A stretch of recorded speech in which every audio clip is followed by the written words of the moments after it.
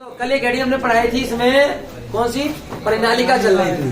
तो परिनालिका में हमने कहा था कि कोई बेलनाकार अगर कोई आकृति हो, उस पर अगर हम कोई तांबे के विद्युत रुद्ध तारों को उस पर कुंडली नुमा लपेट कर और ये बेलनाकार आकृति हटा दें तो एक स्प्रिंग टाइप की बच जाएगा। स्प्रिंग उसी को कहते थे परिनालिका। ये जैसे इस प्रकार से अगर हम बनाए तो ये मान लो अगर तांबे के तारों से अगर बनाई गई है तो इसको हम परिनालिका के नाम से जानते हैं। एक नाम आएगा इसमें, तीसरा अनुप्रयोग पढ़ेंगे इसका, एम फिर के परपति का, उसका नाम आता है टोराइड। और टोराइड को ही इसी के अनुसार से परिनालिका अगर जानते हो तो टोराइड का निर्माण हो जाएगा। तो हम क्या करेंगे, अगर मान लो तुम्हारे पास अगर टोराइड है तो टोराइड को अगर वृत्ताकार के रूप में मोड़ दिया जाए, मतलब एक कुंडली के रूप में बना दिया जाए, मतलब स्प्रिंग जैसा परिनालिका नहीं है, इसको अगर मैं चित्र के तुम्हें माध्यम से बताएं, अगर इस प्रकार से जैसे मान लो कोई आकृति है, ये इस प्रकार से, इस आकृति पर हम क्या करें, इसमें विद्युत तांबे के विद्युत तारों को इस पे लपेट दे कुंडली नुमा, तो वो हमारा टोरॉइड का निर्माण होता है। इस प्रकार से मान लो अगर हम इसको स्प्रिंग को ही समझ लो गोल कर दो ऐसे, तुम इसको मान लो हमने क्या कर दिया, ऐसे मोड़ दिया। यहाँ पर एक दो तार रखेंगे, एक में मान लो धारा प्रवाहित होगी और एक से धारा बाहर निकलेगी। मान लो धारा यहाँ से आई गई और यहाँ से धारा आई बाहर निकल गई, तो यहाँ से हमारा क्या हो जाएगा, टोरॉइड का निर्माण हो जाएगा। इसको हम कहते हैं टोरॉइड। बस इतना ध्यान रखना। तुम्हें अगर लिखना है तो क्या लिखोगे, तांबे के विद्युत रुद्ध तारों को, अब कुंडली नुमा ने एक वृत्ताकार रूप की अगर कोई आकृति में लपेटा जाए तो हमारा टोरॉइड का निर्माण होता है। और ये तुम जानते ही हो, इसमें हम परिनालिका में तुम्हें बताया था कि यदि किसी परिनालिका में धारा प्रवाहित करें तो उसके अक्ष के अनुदिश उसके भीतर ही चुंबकीय क्षेत्र स्थापित हो जाता है, बाहर चुंबकीय क्षेत्र शून्य होता है। तो इसी प्रकार यहाँ भी इसका चुंबकीय क्षेत्र हमें इसके भीतर ज्ञात करना पड़ेगा, इसके भीतर ही चुंबकीय क्षेत्र बनेगा। इसकी त्रिज्या हम मान लेंगे कितनी यार, अब यहाँ पर एक कोई बिंदु अल्पांश मान लेंगे, एक वृत्ताकार लूप पर हमने जो चुंबकीय क्षेत्र ज्ञात किया था बिल्कुल सेम उसी की जैसा सिद्ध करेंगे। तो पहले तो टोरॉइड लिखो, उसके बाद अनुप्रयोग लिखेंगे, तब इसका हम चित्र बनाएंगे। पहले टोरॉइड में लिखिए,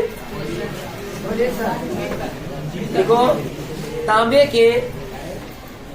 के विद्युत रुद्ध तारों को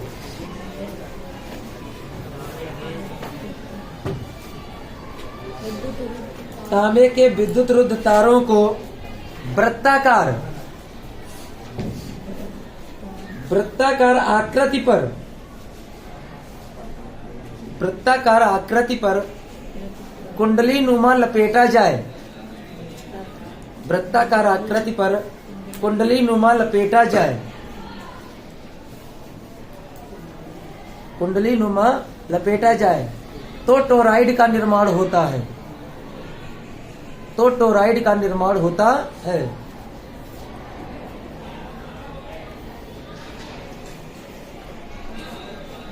तो टोराइड का निर्माण होता है। इसमें चित्र बना दीजिए खाली, ये त्रिज्या भी मत बनाना, इसमें खाली इसमें टोराइड दिखाना है तो ये चित्र बना दो। इसके नीचे एक लाइन वो भी बोल देंगे क्या, जब इस टोराइड में धारा प्रवाहित करते हैं तो इसके अक्ष के अनुदिश चुंबकीय क्षेत्र स्थापित होता है। पहले चित्र बना लो, उसके नीचे लिखा देंगे।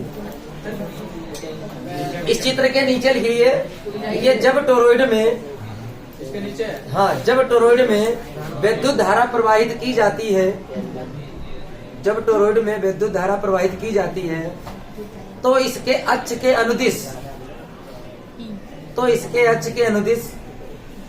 चुंबकीय क्षेत्र का निर्माण होता है, तो इसके अक्ष के अनुदिश चुंबकीय क्षेत्र का निर्माण होता है। तो अब इसका हम तीसरा अनुप्रयोग सिद्ध करेंगे। तो अब तीसरे अनुप्रयोग की पहले एडिट डालेंगे, उसके बाद फिर इसको लिखना, फिर इसको समझाएंगे। चित्र भी बनाओ। देखिए, इसका हमारा तीसरा अनुप्रयोग है धारावाही टोराइड। सिरहीन मतलब उसका कोई सिरा ना हो, खाली तार लिपटे गया उस पे, परिनालिका के कारण चुंबकीय क्षेत्र है, मतलब ऐसी परिनालिका हो जो वृत्ताकार के रूप में मुड़ी हो, उसको हम टोरॉइड के नाम से जानते हैं। नाम दिया गया टोरॉइड। अब उसमें क्या होना चाहिए, जैसे ये मतलब फेरों की संख्या इस पे लपेटी गई है, अब एक में धारा प्रवाहित हो रही तार में, एक से मतलब धारा क्या हो रही, बाहर निकल रही है। अब हमें क्या करना है, इसका चुंबकीय क्षेत्र ज्ञात करना है। अब चुंबकीय क्षेत्र ज्ञात करना, तो इसके हमने मान लिया है एक टोरॉइड है, माना आर त्रिज्या का एक टोरॉइड है जो चित्रानुसार व्यवस्थित है। हमें इसका चुंबकीय क्षेत्र ज्ञात करना है। और चुंबकीय क्षेत्र ज्ञात कैसे करते हैं, तो यहाँ पर एक क्या करते हैं, एक अल्पांश मान लेते हैं डीएल। एक वृत्ताकार है तो इसकी कुल लंबाई इसकी परिधि के बराबर होगी, तो परिधि होती है इसकी कितनी 2 है, तो इसलिए हम क्या करेंगे, एक अल्पांश डीएल मानेंगे। यहाँ पर एक हमने एक अल्पांश डीएल की कल्पना कर ली, यानी मान ले लिया डीएल। और यहाँ पर जो चुंबकीय क्षेत्र की अल्पांक जो होती है वो भी इधर कोई रहती है दीदा, वेक्टर बी भी दीदा, यानी जो वेक्टर डीएल और वेक्टर डी परस्पर क्या है, 0 अंश कोण पर है। कितने कोण पर है? एम्पियर का परपथीय नियम लगा दीजिए, बहुत सूत्र बहुत आसान है। एम्पियर के परपथीय नियम से, एम्पियर के परपथीय नियम से, एम्पियर के परपथीय नियम से, एम्पियर के परपथीय नियम का सूत्र क्या होता है? बंद समाकलन vector B dot vector dl बराबर में म्यू 0। अगर फेरों की संख्या n है तो n आई, तो कुल फेरों की संख्या n मानेंगे ही इसमें। तो बंद समाकलन vector B dot vector dl बराबर म्यू 0। कुल धारा आई होता है। अब कुल धारा आई होता है, एक फेरे में मतलब धारा आई है, और n फेरे में धारा कितनी हो जाएगी, n आई।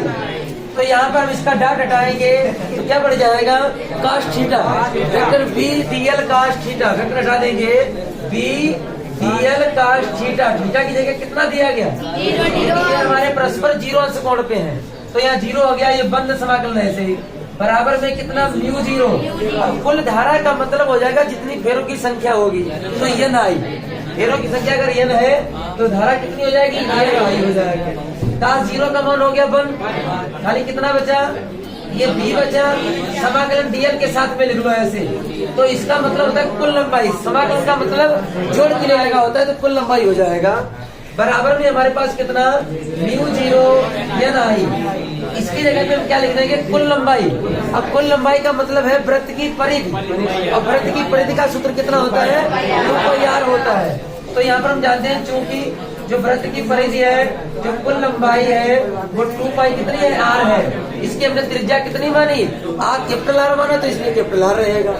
तो यहाँ पर हम क्या रख देंगे, b, और इसकी जगह आ जाएगा कितना, 2πr, और बराबर में कितना, म्यू 0 n आई। b का मान निकालेंगे, ये कहाँ पहुँच जाएगा, बटे में, तो b बराबर म्यू 0 n आई बटे में 2πr। ये हमारा इसका चुंबकीय क्षेत्र का सूत्र हो जाएगा, इसका माध्यमिक टेस्ला। और हम ये भी जानते हैं, तो स्मॉल n भी लिखा जाता है। स्मॉल n के लिए देखो हमने कल तुम्हें लिखा था, ये स्मॉल n बराबर n बटे कैपिटल N, वो परिनालिका की कुल लंबाई थी। अब यहाँ पर बताओ, टोरॉइड की कुल लंबाई है 2πr, टोरॉइड की कुल लंबाई कितनी है। यहाँ पर जो स्मॉल n का जो मान रहेगा वो कितना रहेगा, n बटे 2πr, कितना रहेगा, n बटे 2πr। जहाँ n है तुम्हारा एकांक इसकी लंबाई पर फेरों की संख्या, जहाँ यानी जो स्मॉल n होता है वो एकांक लंबाई पर फेरों की संख्या, तो यहाँ इसकी जगह n रख दें तो वही सूत्र हमारा बन गया, म्यू 0 n आई। इसका भी सूत्र उसी के अनुसार बन गया, लेकिन थोड़ा अंतर क्या है कि वहाँ पर खाली स्मॉल n की जगह बटे में 2πr रहता है, वहाँ कैपिटल L होता था क्योंकि लंबाई L होती थी, और यहाँ इसकी लंबाई 2πr है, तो यहाँ पे 2πr रहेगा। नोट करिए पहले, लिखिए माना n फेरे, माना n फेरे, कमा लगाओ, r त्रिज्या, हाँ कैपिटल R त्रिज्या वाली टोरॉइड चित्रानुसार व्यवस्थित है। r त्रिज्या वाली टोरॉइड चित्रानुसार व्यवस्थित है, हाँ चित्रानुसार व्यवस्थित है, जिसके एक फेरे में, जिसके एक फेरे में प्रवाहित धारा आई है, जिसके एक फेरे में प्रवाहित धारा आई है, प्रवाहित धारा आई है। हमें टोरॉइड का चुंबकीय क्षेत्र ज्ञात करना है, हमें टोरॉइड का चुंबकीय क्षेत्र ज्ञात करना है, हमें टोरॉइड का चुंबकीय क्षेत्र ज्ञात करना है। अब पहले चित्र बनाइए इसमें, फिर हम एक 2 लाइनें और बोल देंगे इसमें, तब यहाँ से एम्पियर के परपथीय नियम से नोट कर लेना है। इस चित्र के नीचे लिखो, देखो क्या लिखा है, पहले समझो इसको। चुंबकीय क्षेत्र का मान ज्ञात करने के लिए हम इसकी जो परिधि पर क्या करते हैं, एक अल्पांश डीएल की कल्पना करते हैं, और जिस पर वेक्टर बी और वेक्टर डीएल परस्पर क्या होते हैं, एक ही दिशा में होते हैं, मतलब 0 अंश कोण पे होते हैं, तब हम एम्पियर का परपथीय नियम लगाएंगे। देखो इसमें, देखो चुंबकीय क्षेत्र का मान ज्ञात करने के लिए, चुंबकीय क्षेत्र का मान ज्ञात करने के लिए टोरॉइड की परिधि पर चुंबकीय क्षेत्र का मान ज्ञात करने के लिए टोरॉइड की परिधि पर एक अल्पांश डीएल, चाहे वेक्टर लगा देना, टोरॉइड की परिधि पर एक अल्पांश वेक्टर डीएल की कल्पना करते हैं। एक अल्पांश डीएल की कल्पना करते हैं जिस पर वेक्टर v व वेक्टर डीएल एक ही दिशा में है। जिस पर वेक्टर v व वेक्टर डीएल एक ही दिशा में है। वेक्टर v व वेक्टर डीएल एक ही दिशा में है। अतः एम्पियर के परपथीय नियम से, नई राशि लिखिए, अब ये नोट करिए। अतः एम्पियर के परपथीय नियम से, तब ये सूत्र यहाँ से यहाँ तक नोट कर लीजिए। देखिए इसी में अगर तुम्हें समझ रहा कोई पूछ दे कि इसके टोरॉइड के बाहर चुंबकीय क्षेत्र कितना होगा, 0 होगा। क्यों 0 होगा? क्योंकि बाहर कुल धारा 0 है। कुल धारा कितनी है? अगर यहाँ पर आई की जगह 0 कर दें तो ये सब 0 हो जाएगा। ये सब बाकी डी का मान निकालें, ये सब 0 पहुंच जाएगा। तो चुंबकीय क्षेत्र कितना हो जाएगा? 0। इसके 3 पॉइंट बन जाते हैं। एक यहाँ पर इसके भीतर चुंबकीय क्षेत्र, एक बाहर चुंबकीय क्षेत्र, एक इसके अंदर जो रिक्त स्थान छोटा है उसमें चुंबकीय क्षेत्र। वहाँ भी चुंबकीय क्षेत्र 0 होता है। क्यों? क्योंकि इसके भीतर भी तुम्हारी जो धारा है वहाँ भी नहीं है। धारा तो खाली इसमें बह रही है, तो इसलिए इसका चुंबकीय क्षेत्र भीतर भी 0 रहेगा। वो लिखने की जरूरत नहीं है। जो मेन तुम्हारा टॉपिक था वो तुम्हारा हो गया है। अब इसमें एक न्यूमेरिकल लिखिए, फिर अगला टॉपिक पढ़िए। एक न्यूमेरिकल लिखो इसी पर। देखिए एक टोरॉइड के क्रोड की आंतरिक त्रिज्या, एक टोरॉइड के क्रोड की आंतरिक त्रिज्या 25 सेंटीमीटर और बाह्य त्रिज्या 26 सेंटीमीटर है। आंतरिक त्रिज्या 25 सेंटीमीटर और बाह्य त्रिज्या 26 सेंटीमीटर है। इसके ऊपर किसी तार के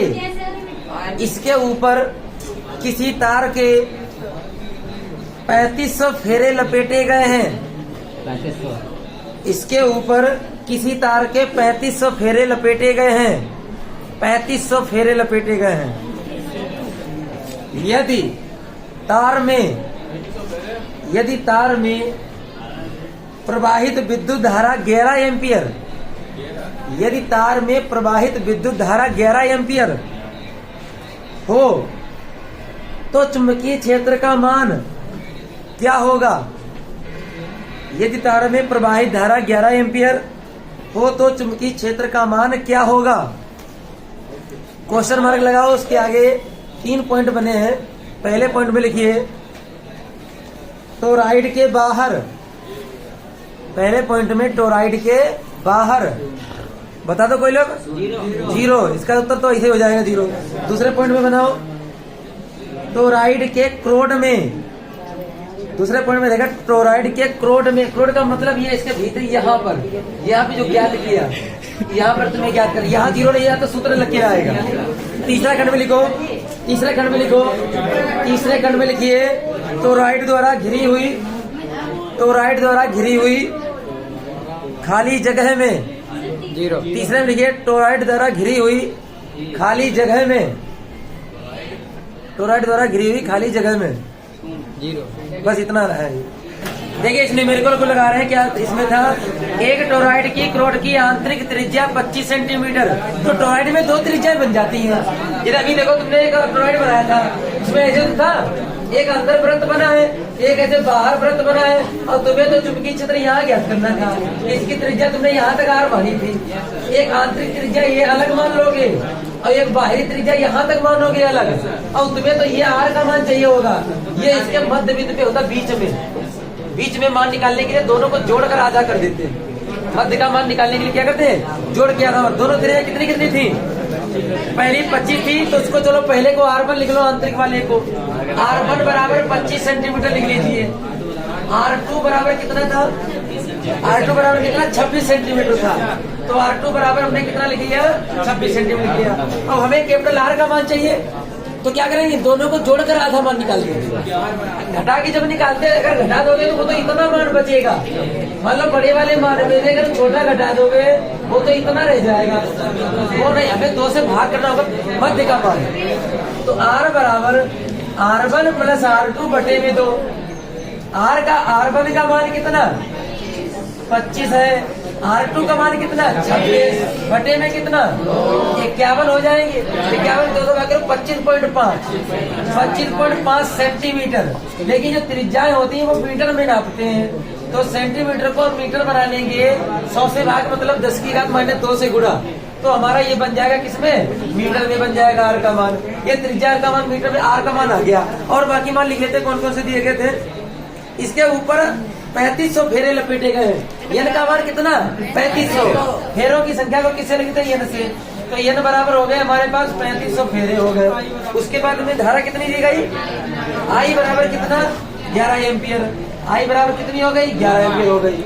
उसके बाद में तुम्हें चुंबकीय क्षेत्र का मान पूछा 3 पॉइंटों में। अब पहले पॉइंट में पूछा टोरॉइड के बाहर, तो चुंबकीय क्षेत्र 0 क्यों हो जाएगा, क्योंकि बाहर धारा होती ही नहीं है। तो पहले खंड का उत्तर ऐसे लिख देंगे हम, चुंबकीय क्षेत्र B का मान बाहर जो होगा वो चुंबकीय क्षेत्र कितना हो जाएगा 0। दूसरे खंड में क्या पूछा, दूसरे खंड में टोरॉइड के क्रोड में, क्रोड का मतलब भीतर आंतरिक बिंदु पर यहाँ ज्ञात करना है। उसके लिए तुम्हें सूत्र दिया गया है, तो उसके लिए हम क्या करते हैं, सूत्र इसका लगाते हैं और मान ज्ञात करते हैं। सूत्र अभी हमने लिखा है, अभी सूत्र सिद्ध किया है। B बराबर कितना μ0 Ni बटे में कितना 2πr। μ0 का मान 4 पाई गुणे 10 की घात -7। फेरों की संख्या 3500, फेरों की संख्या 3500। धारा कितनी, धारा 11 दी गई, बटे में कितना 2 पाई। ऐसे ही कैपिटल R का मान, कैपिटल R का मान 25.5 गुणे 10 की घात -2। 25.5 गुणे 10 की घात -2। पाई से पाई कट गया, 2 से काट देंगे कितना हो जाएगा 2 दूना 4। अभी बैठे रहिए बिल्कुल शांत, ठीक है। इसको आगे हल करेंगे तो इसको हम क्या करते हैं, पॉइंट हटा देते हैं, चलो ये 0 यहाँ बढ़ा देते हैं। 5 से इसको काट देते हैं, 25 5 आएगा ना, यहाँ 5 से काटेंगे 5 7 कितना 35 0। 7 की गुणा यहाँ करा देंगे तो कितना हो जाएगा 0 की 7000 हो जाएंगे। बटे में कितना 51। घातें कितनी बची, माइनस की 2 ऊपर ले जाएंगे, काय की जाएगी प्लस की, इसमें से 2 घट जाएंगी, कितने बचेगी 10 की घात -5। इसको इसमें भाग करके लिखेंगे, इतना आगे हल कर लीजिए। अब 11 से 77